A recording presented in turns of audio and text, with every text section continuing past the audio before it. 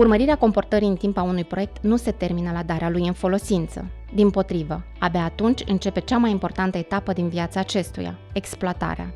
Soluția digitală Beyond Asset by Sixense a fost creată pentru ca tu să gestionezi eficient și mult mai performant toate operațiunile din jurul proiectului tău de infrastructură. Știi în permanență care este starea de funcționare a unui proiect.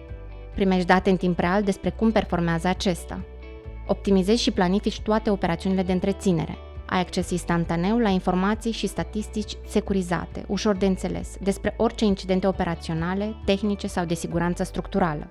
Planifici investiții, prioritizezi și bugetezi operațiuni pe baza unor analize, predicții și scenarii de cost axate pe date concrete și corecte. Iei decizii de intervenție în mod proactiv și informat. Pe scurt, printr-un asset management corect, economisești între 20 și 30% din costurile de mentenanță și întreținere, raportat la întreaga durată de viață a infrastructurii pe care o gestionezi. Beyond Asset te poate ajuta să prelungești durata de viață a proiectelor tale, prin integrarea unui set complex de informații, de la modelul 3D al construcției până la tot ce ține de operațiunile de mentenanță și monitorizare în exploatare. Este foarte important modul în care Beyond Asset este implementat, iar echipa noastră de specialiști îți oferă suport continuu, adaptând soluția nevoilor specifice proiectului tău. Suntem pe piața din România din 2011 ca parte a unui grup internațional de renume, funcționând la intersecția dintre digitalizare și inginerie geotehnică și structurală. Prin tot ceea ce facem, urmărim să avem un mediu construit orientat spre viitor și sănătos structural.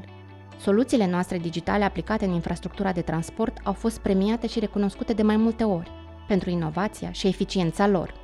Știm foarte bine că volumul mare de date, documente, inspecții sau echipamente de monitorizare este greu de gestionat. Întreținerea unui proiect de infrastructură presupune un demers de planificare a mentenanței și a reparațiilor necesare în timp. Te putem ajuta să obții cheltuieli mai mici pe termen lung și să eviți orice fel de incidente nedorite, eliminând riscurile pentru comunitate și pentru sănătatea structurală a assetului tău.